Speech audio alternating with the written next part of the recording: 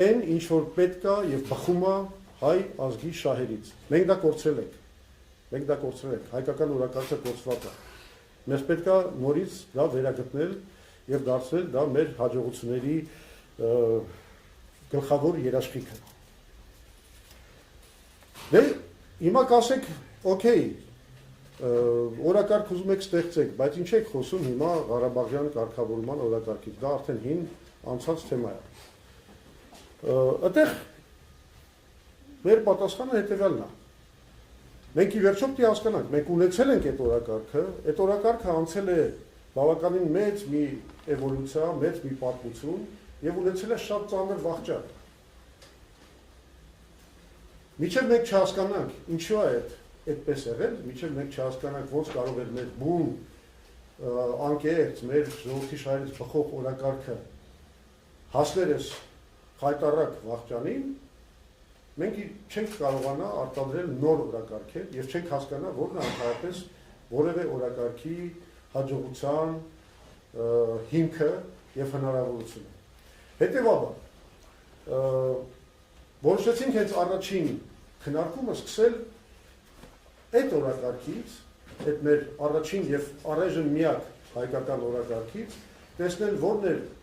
այդ օրակարգի իրականացման ուղու վրա մեր հաջողությունները, սխալները, որպեսզի մենք հասկանանք, թե ինչ պահանջներ մեր ժողովուրդը պետք է ներկայացնի իր ապագա առաջնորդների եւ ղեկավարների հանդեպ։ Միջև այդ հմտությունը, այդ պատկերացումը, այդ կարողությունը գնահատելու առաջնորդությունը, օրակարգը, դրա իրականացումը մենք չունենանք որպես ժողովուրդ, մենք երբեք չենք հասնի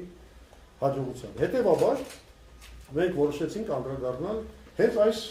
գլխավոր օրակարգին, որը 88-ին ձևակերպվեց։ Պարզվեց, որ սա էր մեզ ամենահուզող հարցը։ Ինչ էր Ղարաբաղի հարցը, նա հասկանանք։ Ինչու դա դարձավ մեր ազգի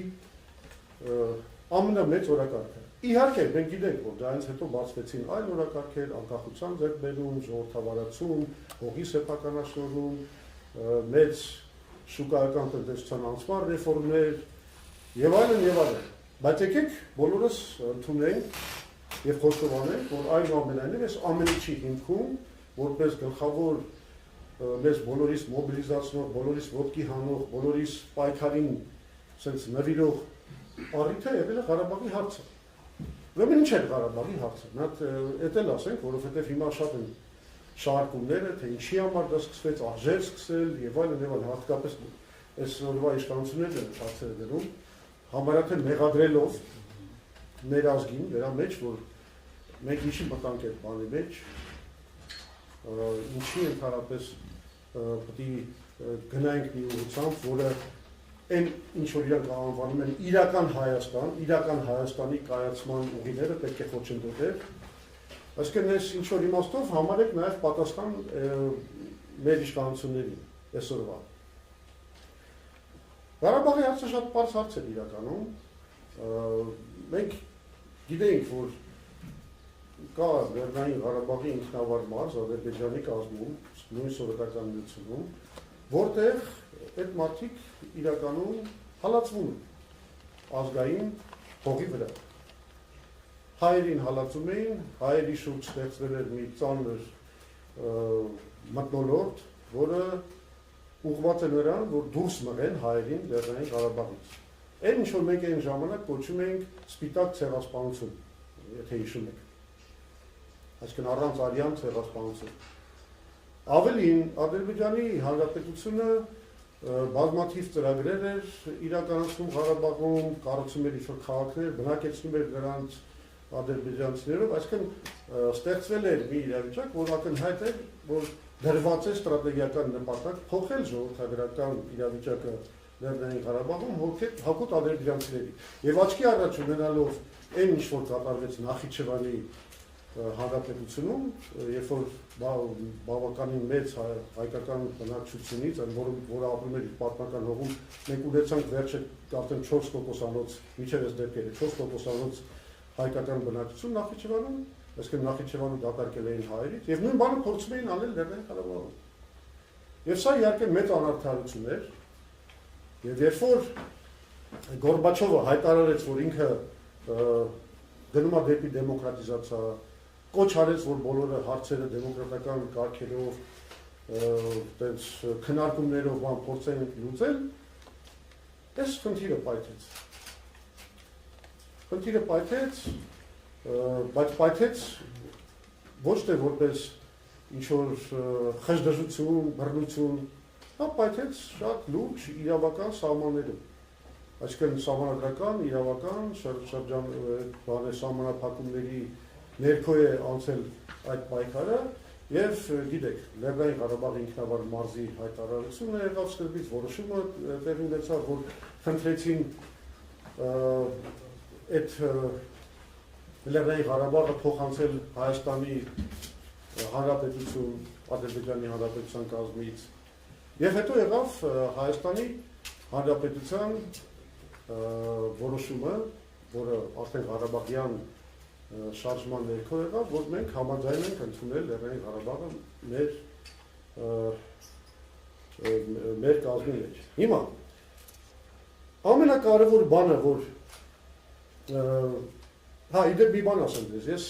կառուցել եմ այս ելույթը այնպես, որ մենք զբաղվենք որոշակի միֆերի եւ խաբեությունների քանդմամբ։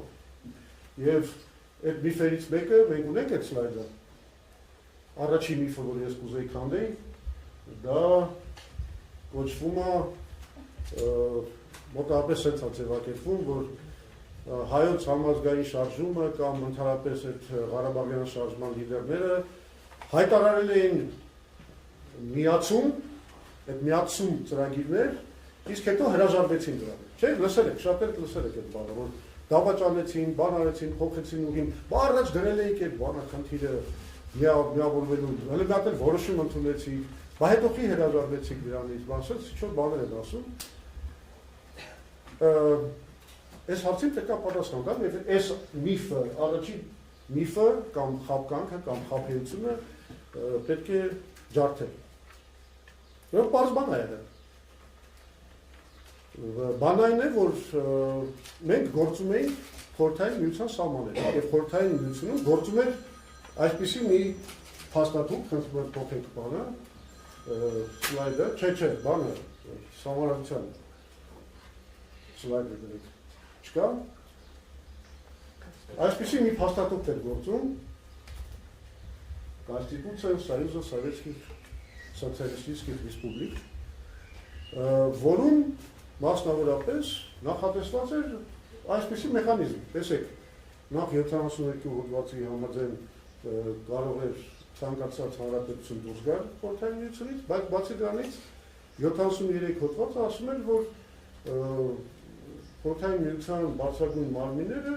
նաև այնպիսի հարցեր կարող լուծեն, որոնք ներառում են, ասենք թե բաների ավտոնոմ ինքնավար մարզերի ձևավորման կամ նոր մարզերի կայացման կամ անգամ փոխանցման այլ հանրապետությունների կազմի մեջ, իսկ կար բանը սահմանադրական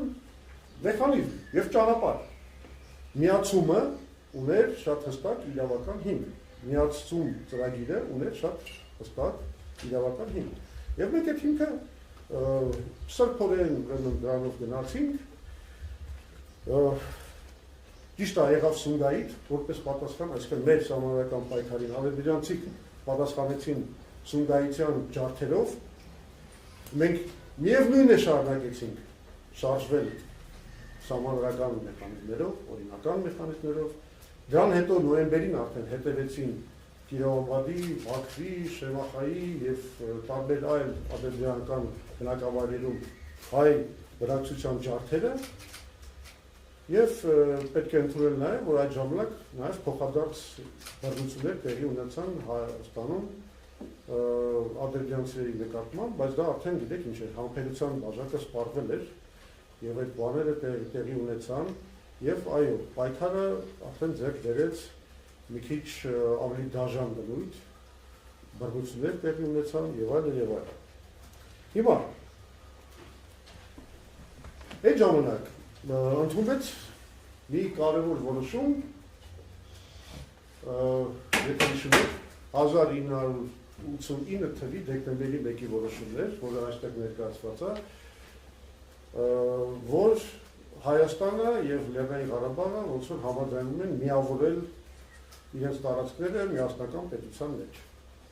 Այս այն որոշումն է, որից հրաժարվելու համար մեզ դավաճանության մեջ են մեղադրում, սա այն որոշումն է, որի վրա հղում կատարելով Ալիևը պահանջում է այսօր փոխել սահմանադրությունը, որտեղ սահմանադրությունը ինչ որ հղում է կատարում անկախության հռչակագրի վրա, որը հղում է կատարում այս որոշման վրա։ Եվ բնական նա գործընթաց էր, մենք գնում ենք սահմանադրական ճանապարհով, մեզ խոչընդոտում էին բռնություններ, արյունահեղություն եւ այլն, բայց եկավ մի պահ, երբ որ կատարվեց անսպասելին, ինչ-որ իմաստով։ Թեև մենք գնացինք այդ ուղղությամբ, գիտակցաբար, մենք հասկացանք, որ խորհրդային միության սահմաններում, ընդ որում արդեն թուլացող, արդեն ոնց որ մեռնող մի կայսրության սահմաններում հնարավոր չի հարցերի արդարացի կամ մեզ համար նպաստավոր լուծումը։ Մենք ստեցինք արդեն 1989 թվականից մեր շարժումը դեպի անկախություն, հայոց համազգային շարժումը առաջին անգամ այդ նպատակը, այդ ծրագիրը հայտարարեց 1989 թվականի մի այսպես կոչված, մի հանրահավաքում, եւ մենք արդեն սկսել էինք մեր շարժումը դեպի անկախություն, բայց մենք իրականում մտածում ենք, որ դա կարվի խորհրդային միության սահմանադրության շրջանակներում, այսինքն 5 տարվա ժամկետ եւ այլն եւ այլն։ Պարզվեց, որ իրադարձությունները արագացան եւ 1991 թվականի դեկտեմբերին տարբեր process-ների ճնշման տակ, տարբեր ճգնաժամերի ճնշման տակ խորհրդային միությունը փլուզվեց, քանդվեց։ Այսինքն ոնց որ ասում են շաբաթը ուրբաթից առաջ ընկավ։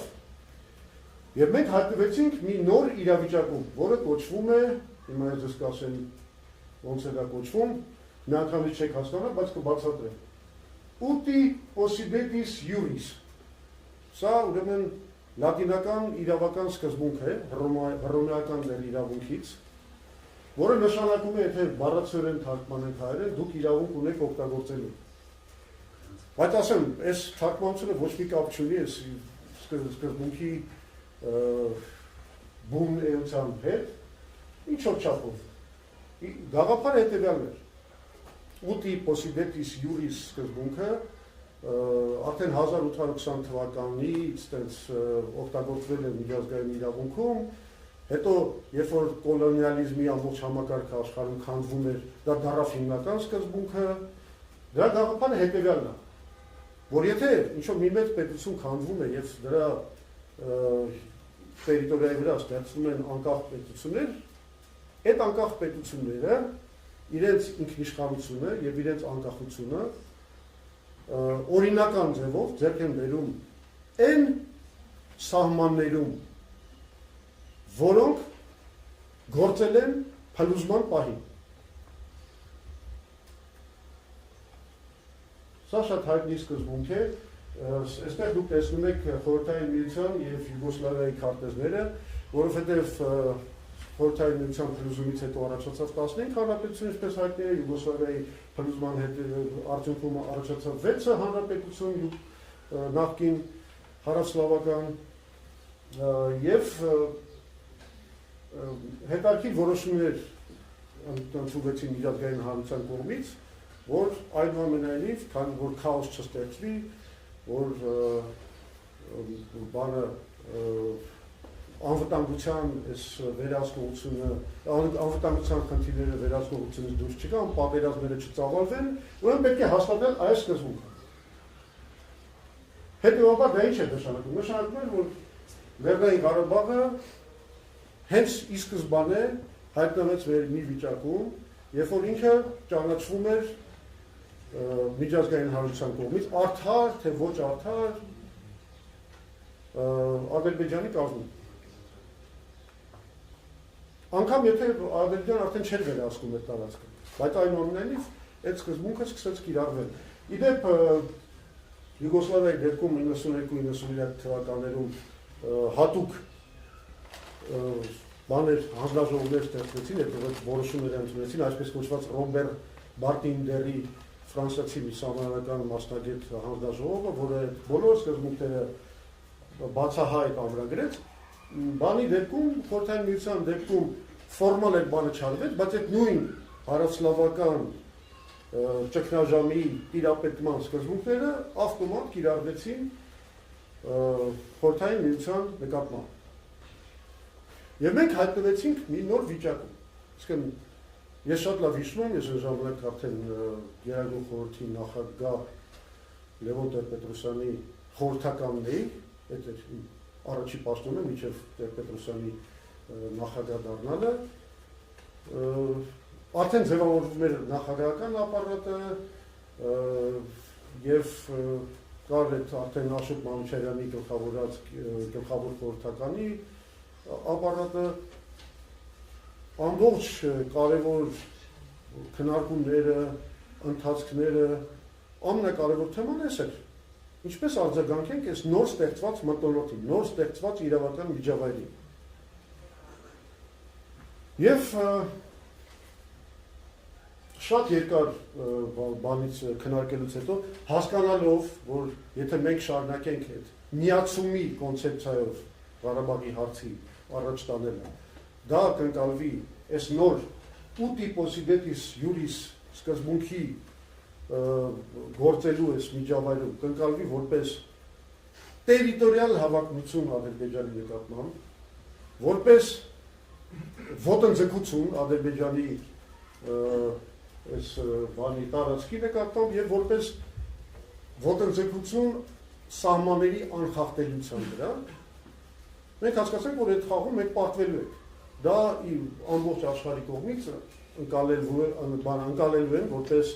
հակաօրինական մի ոտնձգություն, այն ինչ որ հայտնի է քաղաքագիտական իրավունքի մեջ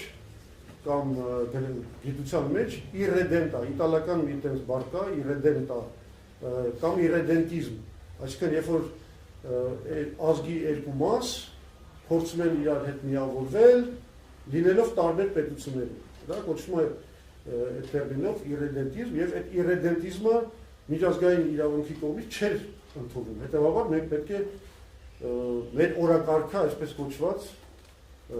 վերաձևակերպեինք։ Այսինքն սա եղել է գիտակցաբար, ռազմավարական որոշում, ոչ թե դավաճանություն միացումին, այլ գիտակցական մի որոշում, թե ինչպես մենք նոր միջավայրում պետք է կառուցենք Ղարաբաղի ազատագրման այդ խնդրի իրականացումը։ Այսինքն միացումը փակուղու մեջ էր հայտնվել։ Միացումը այլևս միայն ծառայելու էր մեր մեկուսացմանը։ Այսինքն եթե մենք այդ միացում, եթե սովետական միության ներսում մենք կարողանանք դա հասցնել միջև վերջ, եւ համապատասխանեցնելով դա սովետական միության համալսարանը, դա որևէ խնդրեմ չէր առաջացնում։ Բայց երբ որ սովետական միությունը չկար, մենք հայտնվեցինք նոր միջավայրում, որը մի քիչ անսպասելի, մեր պլաններից էլ ավելի շուտ։ Մենք հայտնվեցինք նոր իրավական